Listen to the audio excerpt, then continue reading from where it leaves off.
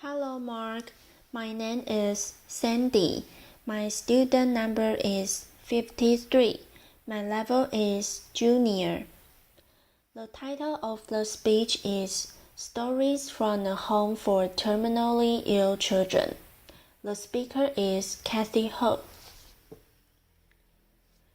I want to introduce you to some very wise kids that I would know. But first, I want to introduce you to a camel. This is Cassie, a therapy camel visiting one of our young patients in her room, which is pretty magical. A friend of mine raises camels at his ranch in the Santa Cruz Mountains. He has about 8 of them, and he started 30 years ago because he thought horses were too mundane. John is an out-of-the-box thinker, which explains why the two of us have been such good friends all of our lives. Over the years, I've convinced him to shadow those sweet, furry beasts up to hang out with our sick kids from time to time. Talking to John, I was surprised to learn that camels have an average life expectancy of 40 to 50 years. The life expectancy of many of the children with whom I work is less than a year. This is a picture of the George Mark Children's House, the first pediatric palliative respite care center to open in the United States. I founded it in 2004 after years of working as a psychologist pediatric intensive care unit, frustrated with the undignified death that so many children experienced and their families had to endure. As I sat with families whose children were at the end of their lives, I was acutely aware of our surroundings. While the elevated train rumbled overhead on its track, quite literally the room reverberated with each passing train car. The lights on the wall were fluorescent and too bright. Monitors beeped, as did the elevator, noisily announcing its arrival. These families were experiencing some of the most excruciating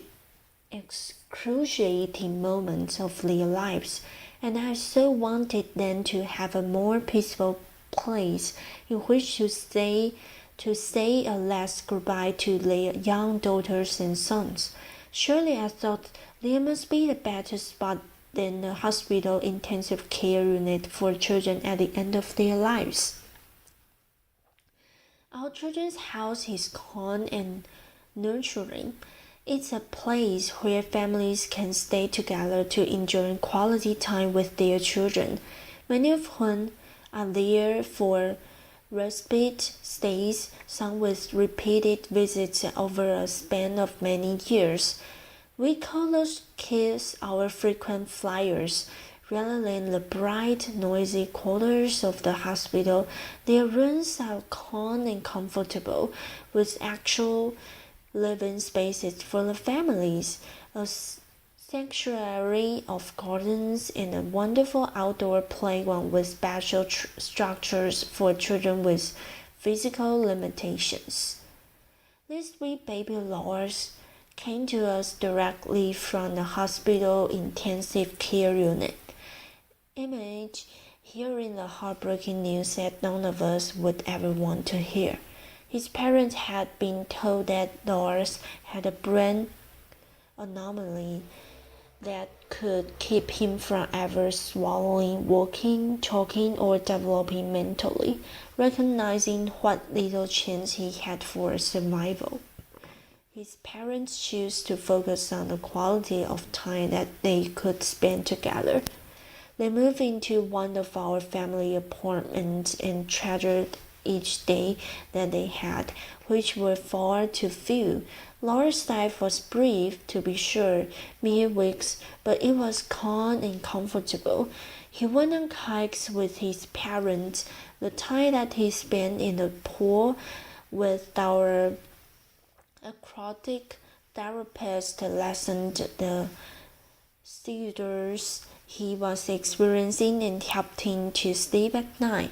His family had a peaceful place in which to both celebrate his life and mourn his death. It has been 5 years since Lars was with us, and in that time his family was welcomed a daughter and another son.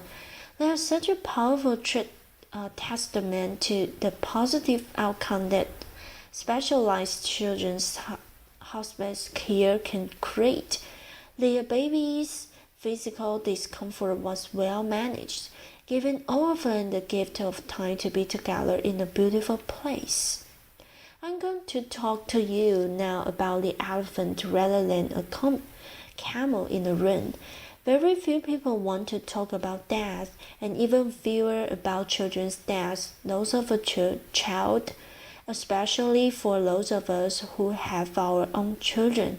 It's frightening, more than frightening, paralyzing,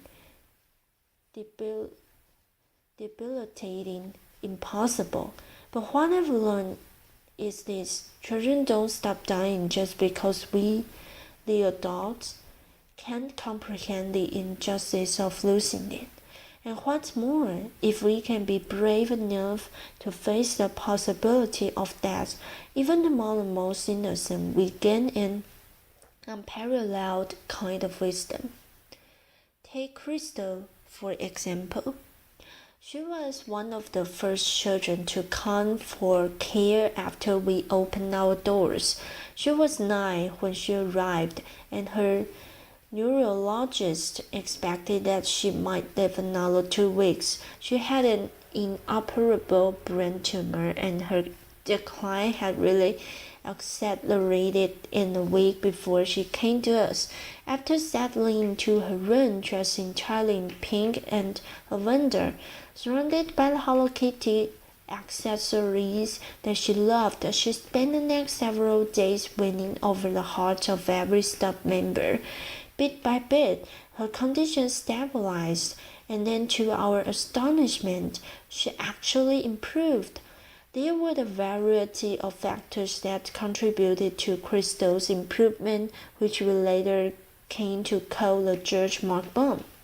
A lovely but uncommon phenomenon where children outlive the prognosis of their illnesses if they are outside of the hospital.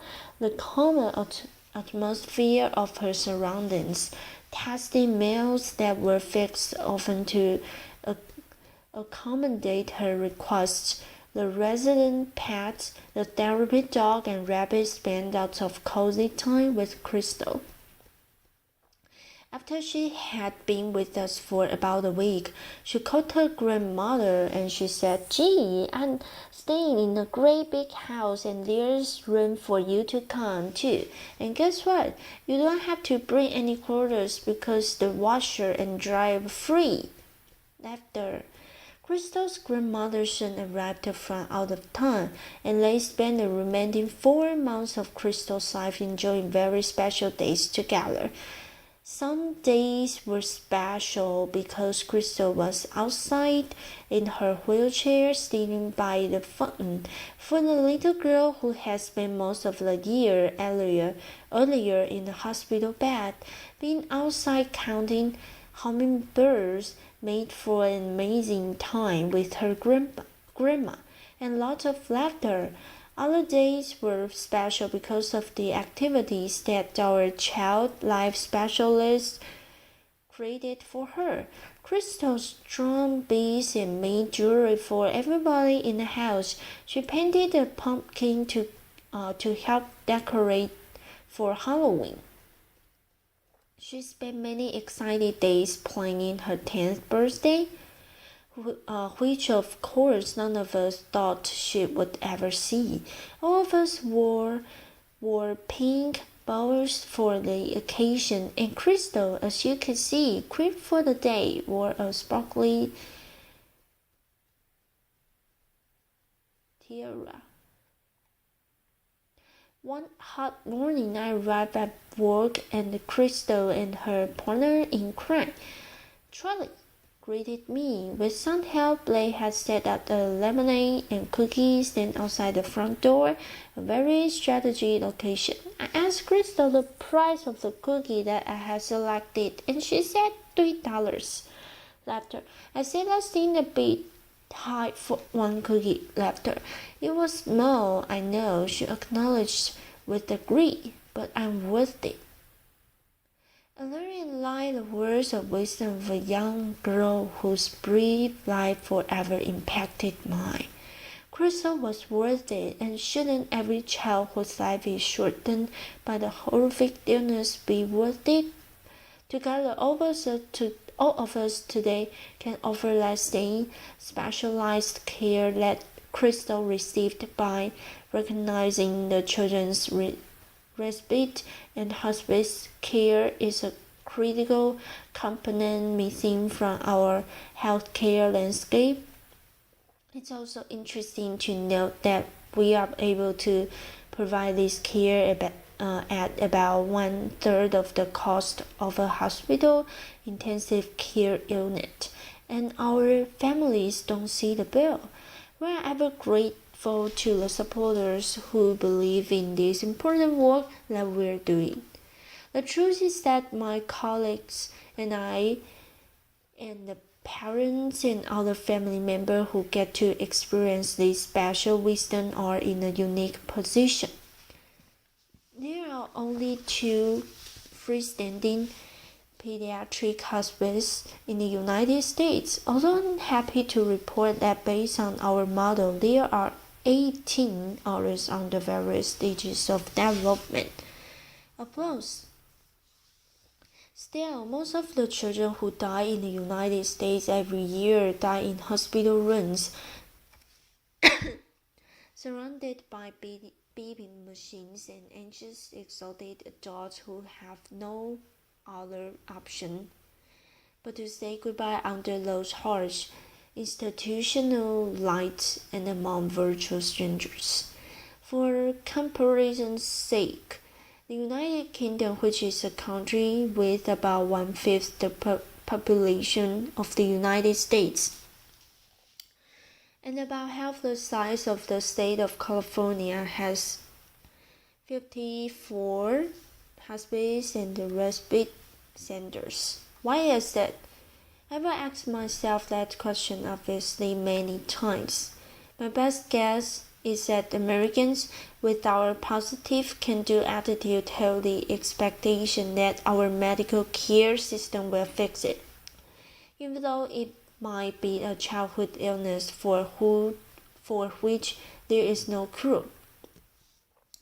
We go to extraordinary measure to keep children alive, when in fact the greatest kindness that we might give them would be the peaceful, pain-free end of life.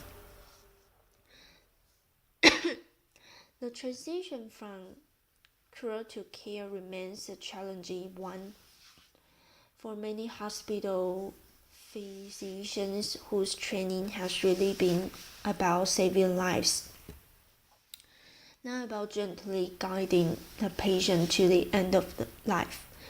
The death of a sweet baby for when we cared at the end of her life certainly captured this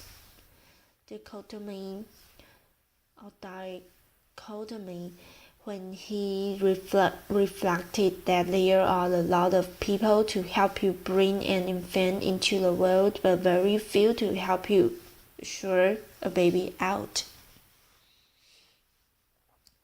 So what is the magic ingredient at George Mark? The complex medical diagnoses that bring our young patients to us mean that their lives have often been restricted, some to a hospital bed for long periods of time, others to wheelchairs, still others to intensive courses of chemotherapy or rehab. We make a practice of ignoring their lost imitations. Our default answer is yes, and our default question is why not?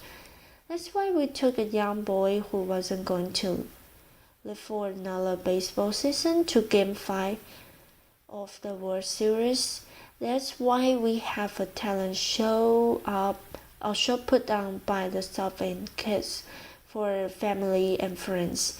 We wouldn't be enchanted by the young boy playing the piano piece with his feet because his arms are atrophied.